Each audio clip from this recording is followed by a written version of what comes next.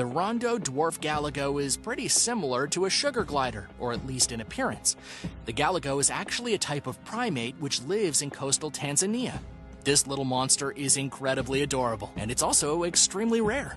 It's listed in the world's 25 most endangered primates, and it was only first described in 1996. We've not even known about this animal for 30 years, and it's already on its way to extinction. For a primate, the Galago is incredibly small. A single Galago only weighs 2 ounces and spends most of its time hanging out in the trees, nesting during the daytime and eating insects whenever it feels so inclined. The reason the Galago is so rare now is because of the agricultural encroachment in Tanzania, and also because of logging and charcoal manufacturing. If these animals do eventually perish, it's a huge disaster for science. These little primates are helping scientists to understand the gap between rodents, primitive primates, and higher primates like humans and chimpanzees. They're a crucial step in the evolutionary process, and we need to do much more studying to connect all the dots.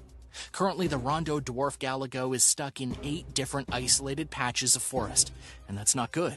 It's basically like these primates are living in 8 different apartment buildings inside of a complex that is slowly being demolished. But out of all the rare animals in the world, the Galago is beyond a doubt the absolute cutest. It has pointy ears, big black eyes, and a long fuzzy tail.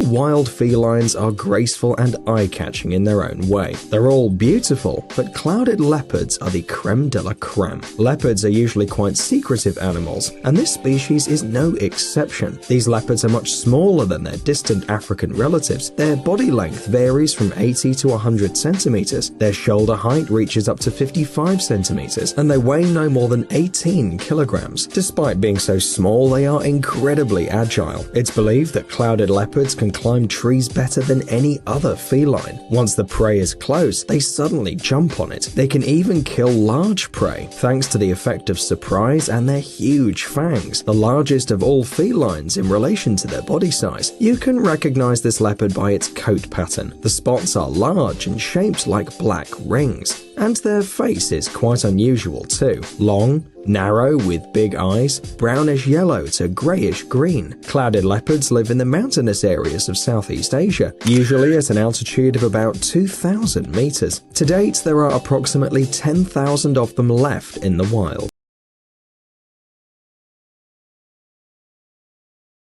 It's a cat, not a cat. Oh, when it's a Savannah Cat, according to people who have had the pleasure of owning one, these cats are very loyal, follow you around the house, can even be trained to walk in a leash and even play fetch.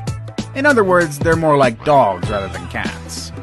But no, it's not because they were the result of a mad scientist experimenting on how to interbreed cats and dogs. That's more of a hyena territory, actually. It was rather the unexpected result of mating a wild cat with a domesticated cat. They are also the largest domesticated cat breeds, but are quite light for their size, only weighing about 6 kilos. They became popular among cat breeders during the late 1990s after the first successful crossbreeding done by Judy Frank and Susie Woods.